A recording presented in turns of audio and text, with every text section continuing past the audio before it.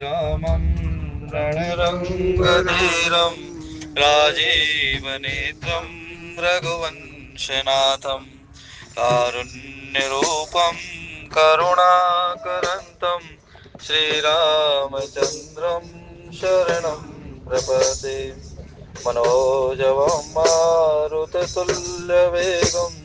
जितेन्द्रियं बुद्धिमतां वरिष्ठम् वातात्मजं वानरयोतमुख्यं श्रीरामदूतं शरणं प्रपदे श्रीरामदूतं शरणं प्रपदे श्रीराम जय जय राम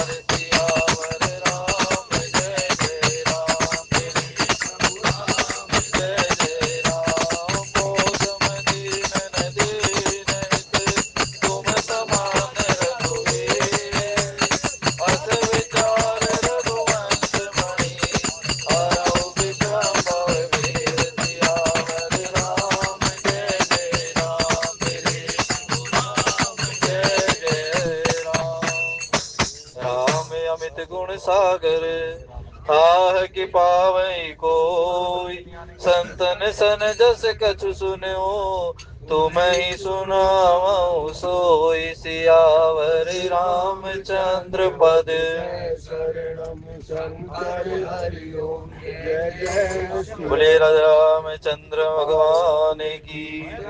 आप सभी के हृदय में स्थित परम ज्योति स्वरूप परमात्मा श्री राम भक्ति स्वरूपा माता जानकी को मेरा प्रणाम। जय सिया राम। जय श्री राम। श्री रामचरितमानस के अंतर्गत द्वितीय सोपान श्री अयोध्या कांड में आप राम राज रस भंग का प्रसंग आप श्रवण कर रहे हैं।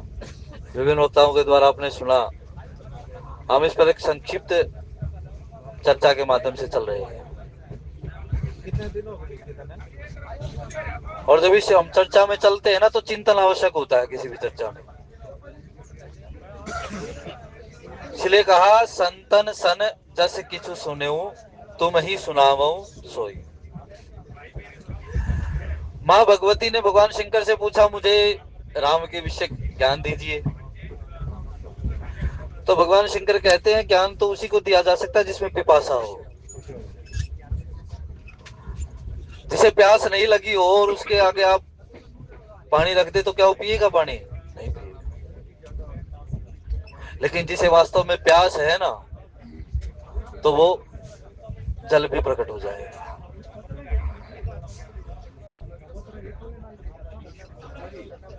केकई माता के अंदर हठ धर्मिता रही। यदि हम चिंतन करें तो हठ धर्मिता रही, और उस हठ धर्मिता का फल क्या हुआ? राम जी को वनवास की तैयारी हो गई। लेकिन उसी समय जब राम जी को बुलाया गया ना, सुमंत्र जी महाराज के माध्यम से बुलाया गया, और राम जी ने देखा, तात मात कहूं तात दुख कारण। माता केकई को भगवान राम संबोधित करते कि मेरे पिता के दुख का कारण क्या है। और साथ ही साथ एक बात और कह देते हैं, करिए जतन जही होई निवारण। वो काम क्यों नहीं करते जैसे इसका निवारण हो जाए? तो केकई माता कहती, ना तो मैंने दुख दिया इनको, और ना मैं इनका निवारण कर सकती।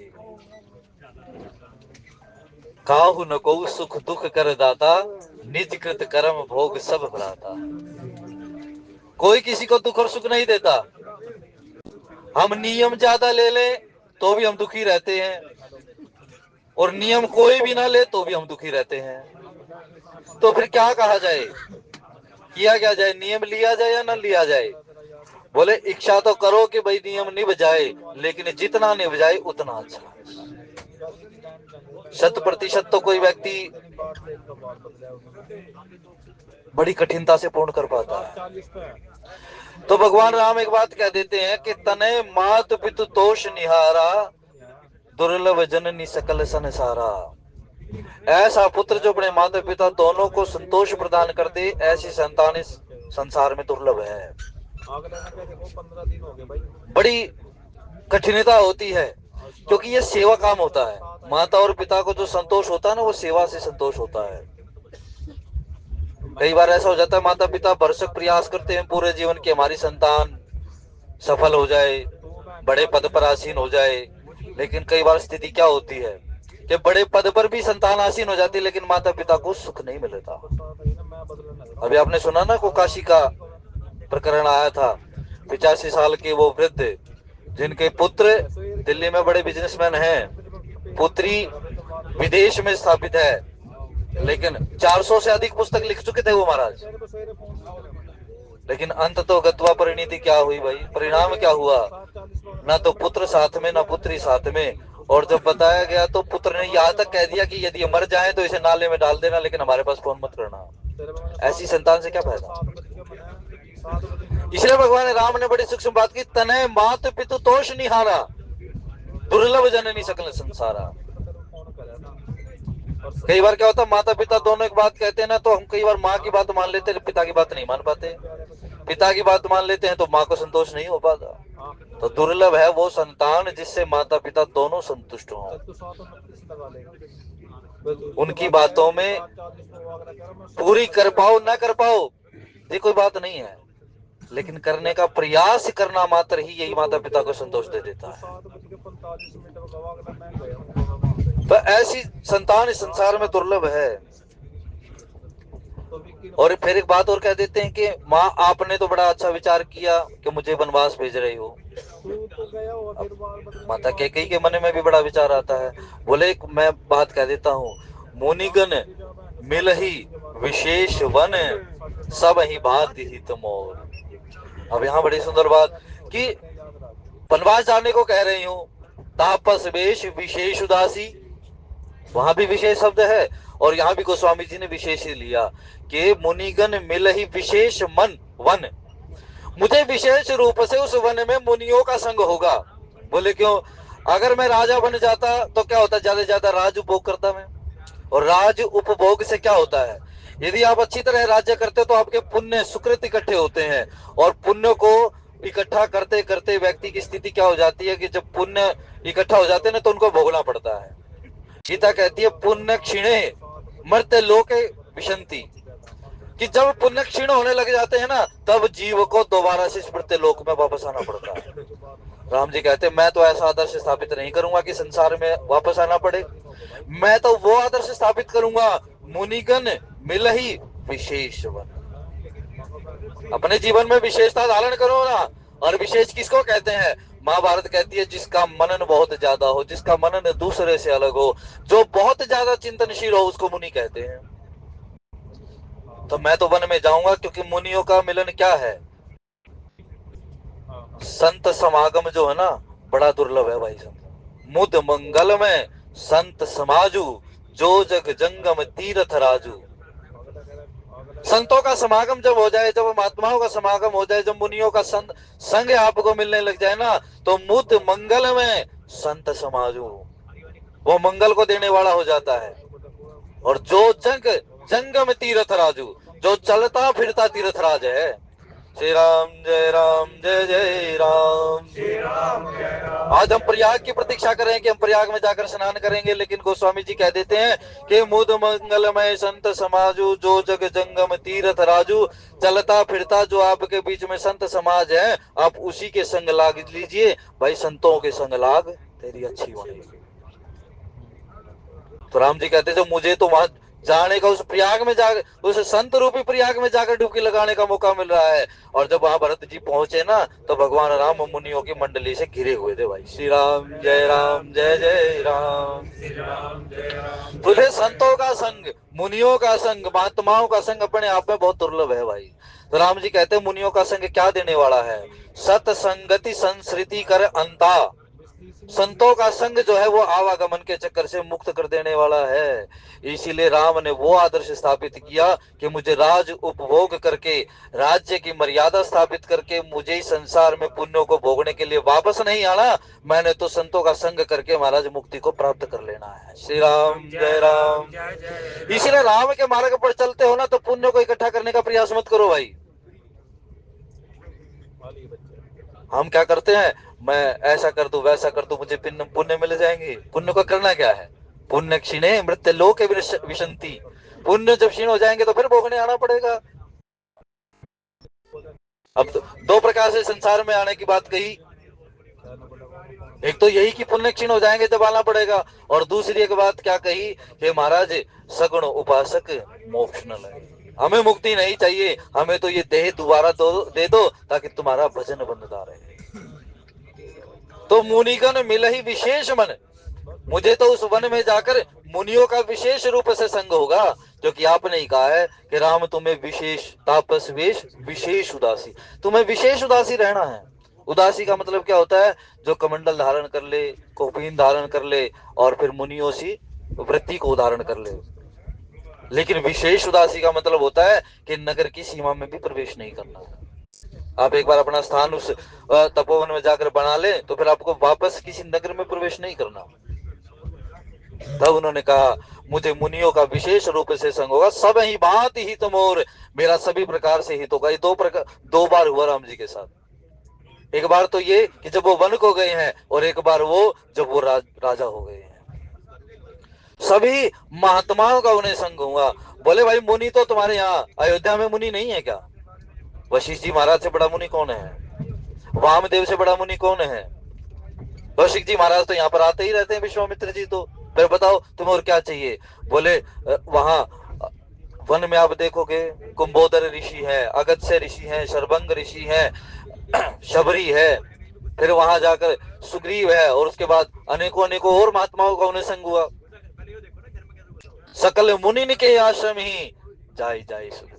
एक जगह तो कह देते हैं मुझे मुनियों का संग होगा तो मेरे लिए हितकारी है, लेकिन वहां फिर क्या काम क्या करते हैं कि सकल मुनि के आश्रम ही जाई जाई सुख दी, उन मुनियों को सुख प्रदान करते हैं। भाई जिनका संग आपको प्राप्त हो जाए, जिनका संग आपको संतोष प्रदान करने वाला हो जाए ना, तो आप उसको सुख देने का प्रयास करो। कहने का मतलब आप उनके आदर करने का प्रयास करो, आप उनका सम्मान करने का प्रयास करो, कुछ नहीं चाहिए उसको। जिस जीव के साथ बैठते हुए आपके हृदय में आनंद उत्पन्न हो जाए, आपको आपके मन को विश्रांति मिल जाए ना, आप उनके सुख के लिए, आप उनकी सेवा के लिए काम करो। श्री राम जय राम जय जय राम। श्री राम जय राम जय जय तो कहते भरत भरत प्राण प्रिय पाव ही राजू। भरत जी महाराज को, मेरे छोटे भाई भरत को जब राज्य मिल जाएगा तो इससे बड़ा और अच्छा काम क्या हो सकता है। भरत प्राण प्रिय पावहि राजू, भरत मुझे प्राणों से प्रिय हैं। जग जप राम राम जप जे ही, और भरत सरिस को राम सने। भरत के समान राम जी को दूसरा और कौन प्रिय है। तुम मम प्रिय भरत ही सम भाई। हे हनुमान, तुम मुझे भरत के समान प्रिय हो। बोले भाई तो 24 घंटे लक्ष्मण साथ रहता है, लेकिन प्रिय आप बता रहे हो भरत के समान महाराज। बोले भरत ही राम ही की अनुहारी। यानी भगवान ने क्या कहा, संत कर ले आप समान। भगवान किसी और के समान नहीं करते, भगवान तो अपने आप ही बना लेते हैं भाई। जब भगवान को प्राप्त करने के लिए चलोगे ना, तो किसी के साथ किसी जैसा नहीं बनाएगा वो। आप सरिस कह खोजन जाऊं, तो फिर वो तो अपने आप ही बना लेगा भाई। तब उन्होंने कहा यदि मेरे प्राणों से प्रिय भरत राज्य में पा जाते हैं तो विधि सब विधि मोहि सन्मुखाजू। अब इस पर भी बड़ा विस्तृत वर्णन है कि विधाता हर प्रकार से मेरे लिए किस प्रकार से अनुकूल है। अनेकों महात्माओं ने यह चिंतन किया। फिर कहते हैं अगर मैं जो न जाऊं बने ऐसे ही काजा, प्रथम गनीय मोहि मूड समाजा।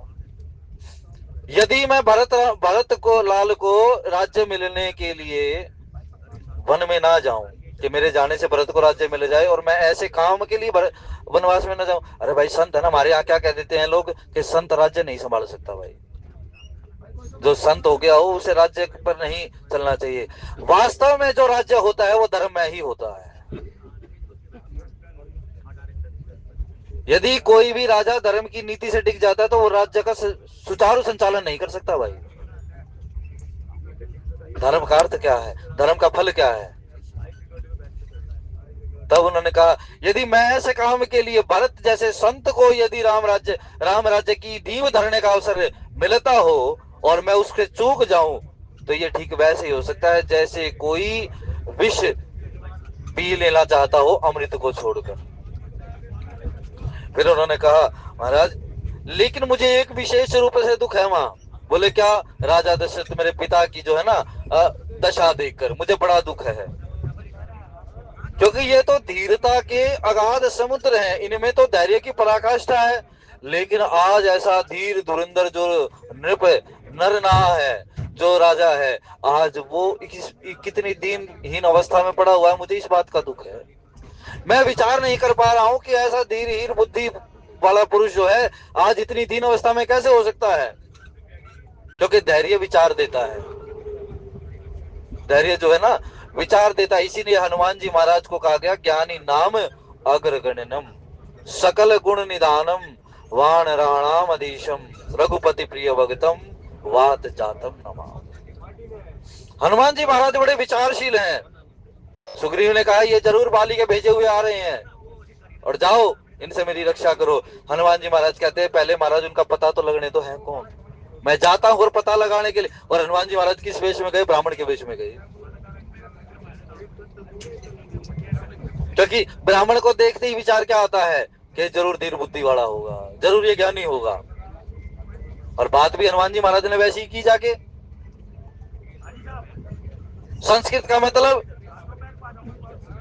जो संस्कारित, जो परिष्कृत भाषा होती है उसको संस्कृत कहा जाता है। संस्कृत परिष्करण जिसको कहते हैं ना, यानी मतलब शुद्धता।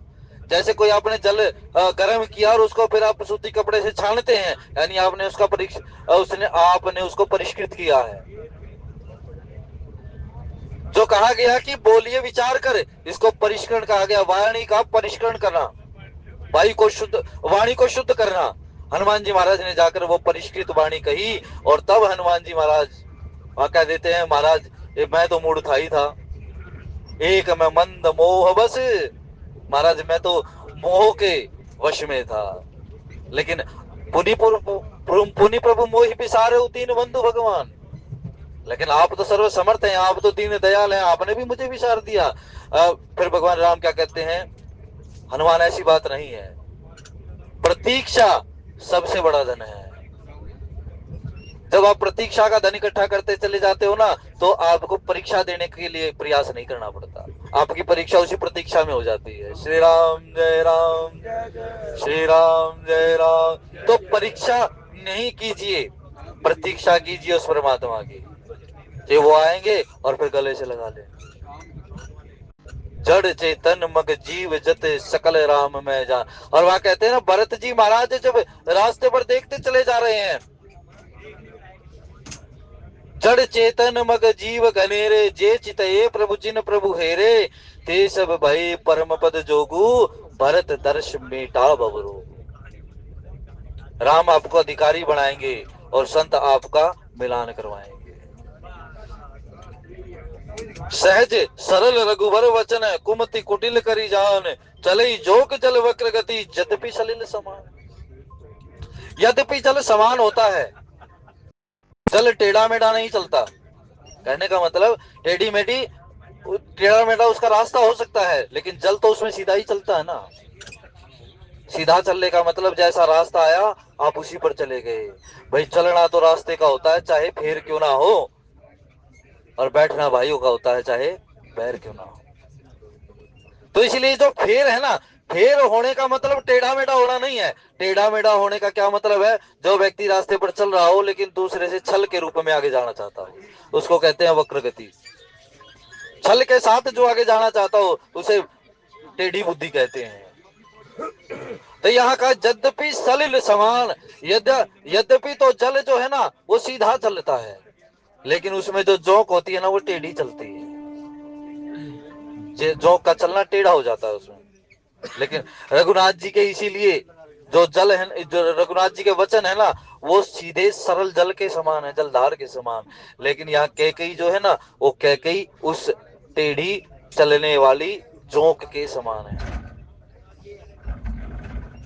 जो मतलब मान लो यदि चिपट जाए तो महाराज प्राण ही लेकर छोड़ती है। तब उन्होंने कहा, रहसी रानी राम रुख पाई, बोली कपट स्नेह जनाई।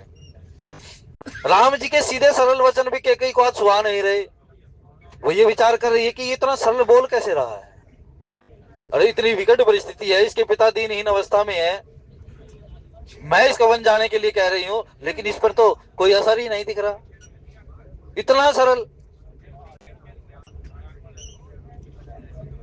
रामायण में कहा गया राम जी का स्वभाव क्या है, अत्यंत मृदु चित्त पदाम्बुज। अत्यंत ही मृदु चित्त है भगवान राम, अत्यंत कोमल हैं, और ये उनका स्वाभाविक गुण है भाई। कारुण्य आत्म गुण तेष आर्तानाम भी इतिबारक। बड़ा सरल स्वभाव है मेरे राम का, किसी को कष्ट ना पहुंचे, किसी भी प्रकार से कष्ट ना पहुंचे। आप बैठे रहो मुनि उद्वेग न पावहि कोई। जब राम चलते हैं ना रास्ते पर, तो एक बार तो बड़ा ऐसा लगता है कि ये बड़ा मेरे विरुद्ध चल रहे हैं, लेकिन जब राम को जानने के लिए आप चलते हैं तो फिर आपको पता लगता है कि राम तो सीधे ही चल रहे हैं महाराज। तो रहसी रानी राम रुख पाई, कैकेयी ने राम जी का रुख देखा कि इस पर तो कोई असर नहीं है, ये तो बड़े सरल भाव से और बड़े ही कहते ना बड़े अप्रभावित भाव से बैठे हैं, ऐसे बोलते चले जा रहे हैं जैसे मानो मैंने राम को कुछ कहा ही ना हो। और फिर कहा, बोली कपट स्नेह जनाई। कपटपूर्ण ऐसे वचन बोले हैं कि जिनमें स्नेह तो दिखता है। हम भी कई बार मीठी मीठी बातें बोलते हैं, लेकिन हमारे अंदर कपट छुपा होता है। हम किसी किसी के अच्छे दिखते हैं, कोई हमारा अच्छा दिखता है, लेकिन ना हम उसके अच्छे होते हैं, ना वो हमारे लिए अच्छा होता है। तो इसीलिए कहा गया कि किसी व्यक्ति से आप जुड़ते हैं, यदि किसी व्यक्ति को आप अपना बनाते हैं, यदि आप उसके साथ बैठने लग जाते हैं, आप उसको अपना सुहृद मानने लग जाते हैं ना, तो बड़ी परीक्षा कीजिए उसकी, पहले परीक्षा कीजिए। लेकिन ये तब ही कर सकते हो जब हमारे अंदर छलना हो भाई। लेकिन हम खुद छली हो और दूसरे का परीक्षण लेने का प्रयास करते हो, तो फिर उससे कोई फायदा नहीं होगा। उसमें तो फिर सारा ही संसार दोष में दिखाई देगा। कहते हैं यदि दूसरे को अच्छा देखना है तो पहले अपने अंदर अच्छाई उत्पन्न करनी पड़ेगी भाई। श्री राम जय राम जय जय राम। श्री राम जय राम जय जय बोली कपट स्नेह बनाई, तो स्नेह तो दिखा रही है, अच्छी बात दिख रही है, अच्छी बोलती हुई दिख रही है कि राम मैं तो तुम्हारे लिए अच्छा बोलती हूँ। लेकिन महाराज क्या स्थिति क्या है, अच्छी बोलती नहीं है, अंदर तो कुछ और ही छुपा हुआ है ना। अंदर तो भरसक प्रयास है कि राम वनवास चले जाएं, किसी भी प्रकार से अवध में ना रह पाए। शपथ तुम्हार भरत के आना, हेतु न दूसर मैं कछु जाना। राम जी कहते हैं मेरी शपथ लो और फिर बताओ अब कहना क्या चाहते हो। लेकिन क्या कही कहती है तुम्हारी तुम्हारी शपथ नहीं लूंगी, मैं भरत की भी शपथ लूंगी। मंथरा ने कैकई को कहा जब तक राम की शपथ ना ले ले तब तक मत कुछ कहना, लेकिन कैकई कह नहीं पाई कि राम की शपथ लो। तो दशरथ जी महाराज के मुख से अपने आप ही आ गई मैं राम की शपथ लेकर कह सकता हूं। यहाँ राम जी ने कहा मेरी शपथ लेकर कहो क्या कहना क्या चाहती हो। क्या कही कहती है मैं तुम्हारी तुम्हारी शपथ नहीं, मैं भरत की भी शपथ लेती हूँ। कहती है शपथ तुम्हार भरत के आना, दोनों शब्द अलग अलग हैं। शपथ तुम्हारे तुम्हारी शपथ लेती हूं मैं, यानी तुम्हारी तो कसम खाती हूँ, और भरत के आना भरत की सौगंध खाती हूँ। सौगंध में और कसम में फर्क है। तो मैं तुम्हारी शपथ खाती हूँ और भरत की सौगंध खाती हूँ, हेतु न दूसर मैं कछु जाना। तुमने मुझसे पूछा कि मेरे पिता को क्या हो गया, तो मैंने तुम्हें बता दिया तुम्हारे पिता दुविधा में फंस गए मेरे दो वरदान की वजह से। और इसके लिए मैं केवल इतना ही जानती, दूसरा मुझे कोई कारण नजर नहीं आता कि तुम्हारे पिता की ये स्थिति हो जाए। केवल दो वरदान, और वो भी उन्होंने ही कहे मुझे, मैंने तो मांगे ही नहीं थे। मैंने तो यही कहा था महाराज कोई बात नहीं, लेकिन उन्होंने कहा था नहीं नहीं। अब जब मुख पर बात आ गई तो उन्होंने ये दुहाई देते हुए उस समय कहा था कि मैं रघुकुल में उत्पन्न हूं, और रघुकुल में उत्पन्न व्यक्ति के मुख से जो निकल जाए वो बात पूरी होकर ही रहती है। तो वरदान तो तुम्हें मिलेंगे। तो कैकेयी ने कहा भी मुझे कोई आवश्यकता नहीं है, जब समय आएगा मैं मांग लूंगी। मैंने तो कोई बुरी बातें नहीं कही, मैंने तो वही बातें कही जो हुई और जो होनी चाहिए थी। लेकिन अब तुम्हारे पिता इसमें दुविधा में फंस गए तो मेरा कसूर क्या है भाई। इसीलिए हम किसी से कुछ कहें, किसी से कोई वादा करें ना, बड़ा सोच समझ कर करना चाहिए भाई।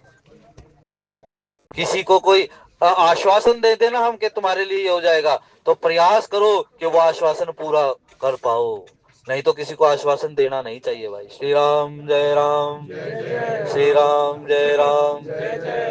तो उन्होंने कहा मैंने तो ये चीजें मांगी तुम्हारे पिता नहीं पूरी कर पा रहे, तो उनकी दुविधा है, मेरा कष्ट नहीं है ये, क्योंकि अपने कर्मों को तो सभी को भोगना पड़ता है। ये तुम्हारे पिता के कर्म है जो उसके आड़े आ रहे हैं। तो मैं दूसरा कोई कारण नहीं जानती। तुम अपराध जोग नहीं ताता, हे राम तुम अपराध के योग्य नहीं हो। ये नहीं कह रहे कि तुम अपराध कर सकते हो या नहीं कर सकते, कहते तुम तो अपराध के योग्य ही नहीं हो। अपराध भी ये सोचे कि भाई मैं इसके पास आ जाऊं, क्योंकि जब साधना पर आगे बढ़ते हैं तो माया लिपटती है ना, माया आपको डिगाने का प्रयास करती है। लेकिन यहाँ कहते तुम तो अपराध के योग्य ही नहीं हो। अपराध बनेगा कैसे तुम्हारे से, कोई योग्य हो किसी काम के वही तो काम करेगा ना। लेकिन तुम तो अपराध के योग्य ही नहीं हो, क्योंकि तुम्हारे अंदर निर्मलता ही इतनी है, तुम्हारे अंदर शुचिता ही इतनी है, और तुम्हारे अंदर करुणा ही इतनी है कि तुमसे अपराध कोसों दूर रहता है। और इसी बात को भरत जी महाराज क्या कह देते हैं, मैं जानू निज नाथ स्वभाव अपराधी को पर कोप न काऊ। मैं अपने नाथ का स्वभाव जानता हूं, मैं अपने राम का स्वभाव जानता हूं कि स्वप्न में भी अपराधी पर कोप नहीं कर सकते। अरे कोप तो तब करे ना भाई जब कोई अंदर विकार हो। लेकिन गोस्वामी जी ने एक बात कहा, बोले राम सकोप तब भय बिन होई न प्रीत। इसलिए कोप दो प्रकार का होता है, एक दिखाने का और एक खाने का। एक तो आप क्रोध करते हो तो क्रोधात बुद्धि विनश्यति, ये हमारी बुद्धि को खा जाता है, और जिसकी बुद्धि खत्म हो गई उसका जीवन खत्म हो गया। और दूसरा एक दिखाने का, बोले राम सकोप तब भय बिन हुई न प्रिय। किसी के अंदर भय उत्पन्न कर देना, आवे सबे शरण तक की मोही। कोई भय मानकर भी मेरी शरण में आ जाए तो भी उसे मैं अपना लेता हूं, क्योंकि शरणागत कहूँ जे तजही निज अनहित अनुमान। ते नर पावर पाप में तिन्हि बिलोकत हान। संसार में कोई ऐसा व्यक्ति नहीं है जिससे पाप ना बन पड़ता हो। इसलिए राम कहते हैं भाई यदि किसी को सच्चे मार्ग पर लगाना है ना, तो उसके अंदर ये भय उत्पन्न कर दो कि भगवान की शरण में चला जा, क्योंकि संसार में भगवान के सिवा और कोई शुद्ध निर्मल है ही नहीं। इसलिए राम ने कहा, आवे सब है शरण तक की मोही। यदि आपके अंदर भय उत्पन्न हो जाए ना तो सीधा राम की शरण में जाओ, संसार की नहीं। श्री राम कहते हैं भाई किसी को भी लगाना हो ना तो मेरे मार्ग पर लगाओ, तब कहीं जाकर आप राम के हो पाओगे। किसी को राम के मार्ग पर लगा दोगे तो आप राम के हैं। लेकिन हमारे जीवन से किसी को राम की प्रेरणा नहीं मिली तो हमारा जीवन सार्थक नहीं है। प्रयास करें कि हमारे जीवन से किसी को राम से जोड़ने की प्रेरणा मिलती हो। श्री राम जय राम जय जय राम। श्री राम जय राम जय तब जय कहा, राम। तुम अपराध जोग नहीं दाता, तुम तो भाई अपराध के योग्य ही नहीं हो। क्यों नहीं हो? जननी जनक बंधु सुखदाता, तुम तो माता को पिता को बंधु सुख दाता और बंधुओं को सभी को सुख देने वाले हो। जो आनंद सिंधु सुख राशि, क्योंकि तुम तो वो समुद्र हो आनंद का, जो चींट भी लग जाए तो भी सुख दे देता है। लेकिन यदि कोई उसी में उतर जाए, कोई उसमें नहा ले, तो महाराज उसकी स्थिति क्या होगी? तुम तो माता के कभी प्रतिकूल चले ही नहीं। क्यों? इसका मतलब ये है कि राम के अंदर वात्सल्य कूट कूट कर भरा हुआ है। राम के अंदर पालने का, पोषकता का जो स्वभाव है वो राम के अंदर बहुत भरपूर है। और राम के अंदर मैत्री भाव भी बहुत अधिक है। ध्रुव को कहा उसकी माता ने, जाओ मित्रवत हो, संसार के लिए मित्रवत हो जाओ, यानी संसार के लिए मित्र बन जाओ तुम संसार के, लेकिन मित्र ऐसे बनना कि उससे अलग रहो। इसलिए विश्वामित्र है वो, विश्व के मित्र होते हुए भी विश्व से अमित्र हैं। न माम कर्माणि लिम्पन्ते न मे कर्म फल स्पृहा, ये विश्वामित्र है।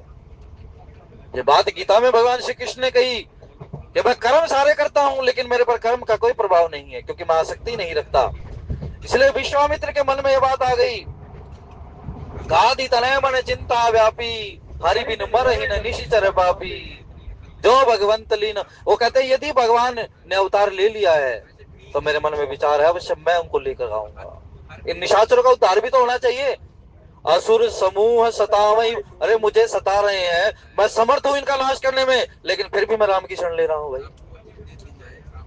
नहीं तो हमारे अंदर क्या होता है, कोई हमारा बुरा करता है ना, उसको तुरंत उत्तर देने लग जाते हैं।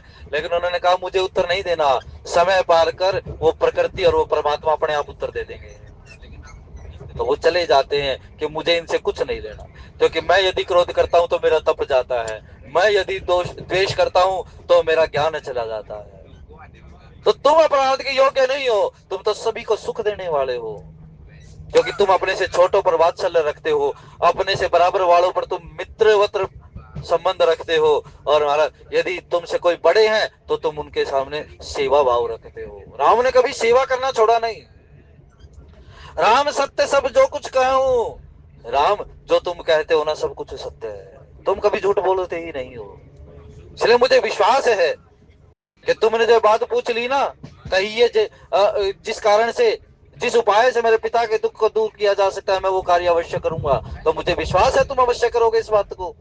लेकिन एक तो खुद आदमी ये कहे कि मैं काम को कर दूंगा, और एक उस आदमी पर ये बाध्यता लगा दी जाए, ये आज्ञा दे दी जाए कि तुम्हें ये काम करना ही है, तो दोनों में फर्क है।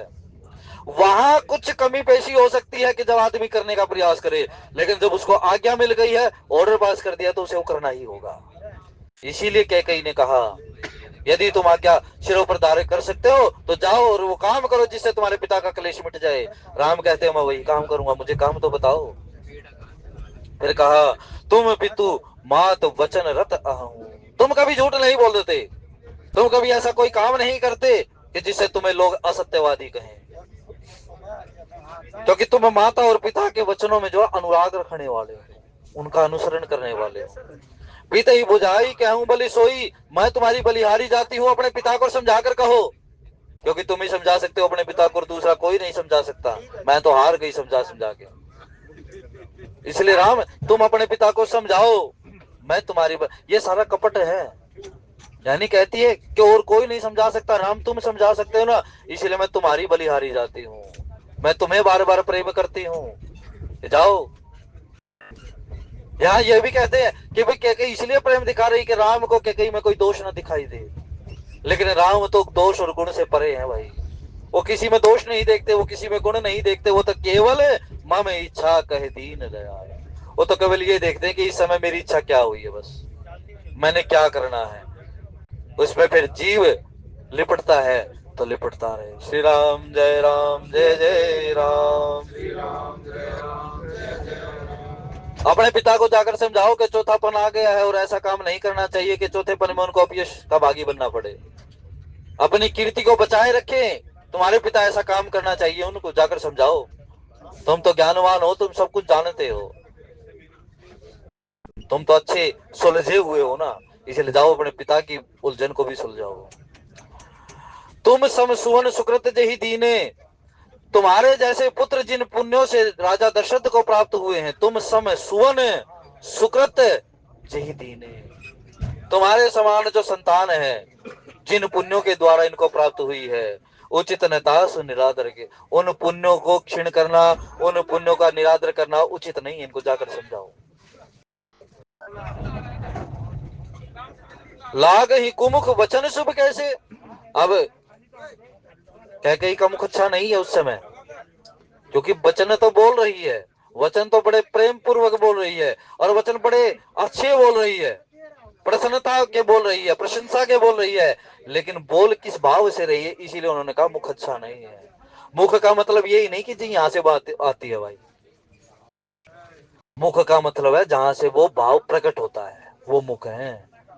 मुखिया मुख सोचाइए खान पान कहुए, पाल ही पोषी सकल अंग तुलसी सहित विवेक।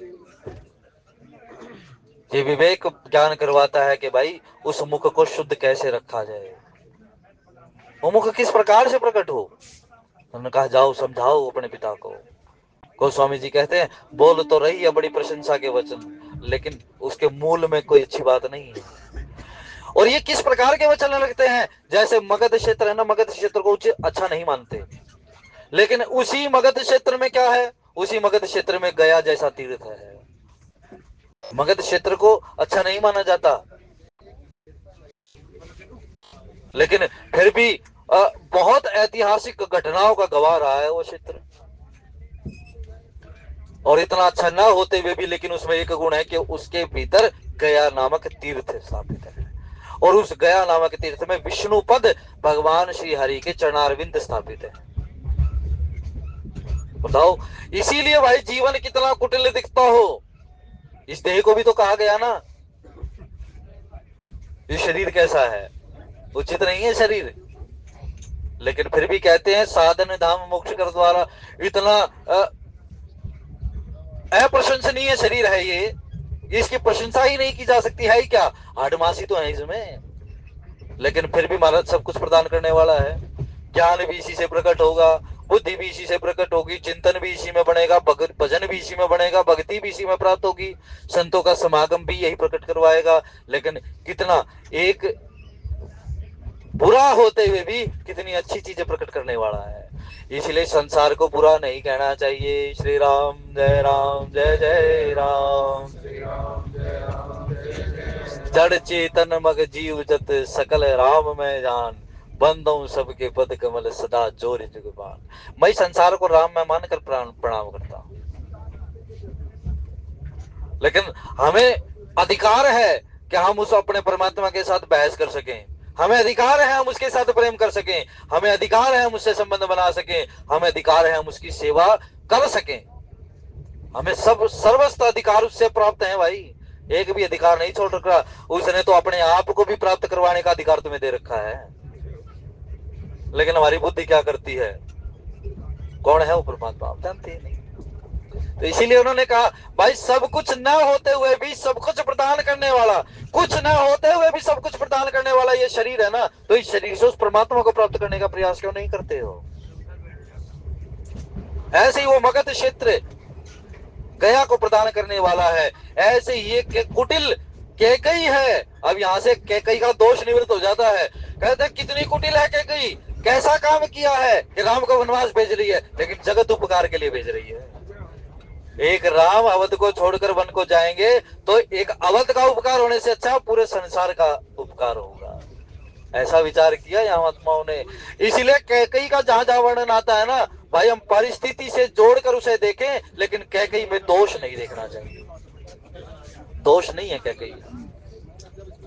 राम ही मातु वचन सब भाई, राम जी को अपनी माता उस कैकई के वचन बहुत अच्छे लगे, अच्छे तो लगे, लेकिन कहते जिमी सुर सरिगत सलिल सुहाए, जिस प्रकार से कहते हैं कोई भी पानी हो और यदि आप उसे गंगा जल में डाल दें तो क्या वो अशुद्ध रह जाता है? वो जल, वो तो गंगा जल ही हो जाता है ना। इसलिए उन्होंने कहा राम जी के मन को कैकई की बुरी बातें भी इस प्रकार से वो जानते तो हैं, क्योंकि विवेकशील हैं, जानते तो हैं ये बातें कहाँ कह रही हैं, लेकिन फिर अपनी इच्छा कहकर कह देते कोई नहीं, मैं तो गंगा हूं, जो भी मेरे अंदर जो भी भाव इसके कुटिल आ जाएंगे वो सभी शुद्ध हो जाएंगे। इसीलिए राम ये कह पाए कि मां तुम्हारा कोई दोष नहीं है, इसलिए वशिष्ठ ये कह पाए कैकई का कोई दोष नहीं, इसलिए भरद्वाज ये कह पाए कैकई का कोई दोष नहीं, कोई दोष नहीं महाराज। इसलिए हमें दोष नहीं देखना उसमें। गई मूर्छा राम ही सुमर, नृप फिर करवट लीन, सचिव राम आगमन कही विनय समय समय के। राम जी का आना सुना तो दशरथ जी महाराज ने अपने नयन उगारे राय, तो दशरथ जी महाराज ने अपनी आंखों को खोला और फिर कहते गई मूर्छा, उनकी मूर्छा छुट गई राम का नाम सुनते ही कि राम आए हैं। और जब राम आए हैं तो मूर्छा टूटी। इसलिए भाई जब जीवन में राम का नाम मिल जाए ना तो मूर्छा तोड़ दो अपनी, लेकिन फिर भी ऐसे वो कहते हैं ना कि भाई कुछ पक्षी, एक देखा है ना कैसा जानवर सा होता है, वो अपनी गर्दन, लंबी तो गर्दन होती लेकिन ऐसे दबाकर बैठ जाता है, तो उसका कोई फायदा नहीं। बल्कि जब राम का नाम आ जाए तो छाती चौड़ी कर चलो, हाँ मैं हूं राम का और राम है मेरे।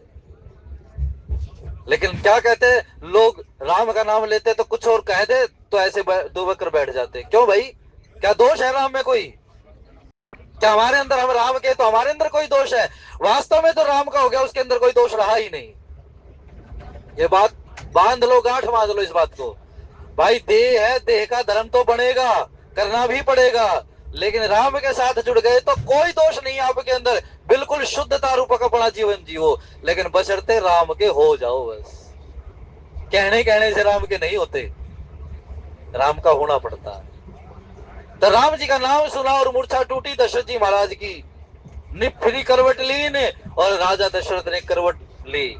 सचिव राम आगमन कहे, सचिव सुमंत्र जी महाराज ने कहा राम आए हैं, और विनय समय समय की, और उस समय के अनुसार जिस प्रकार से दशरथ जी की विनय हो सकती थी, सुमंत्र जी महाराज ने वो अनुनय विनय की।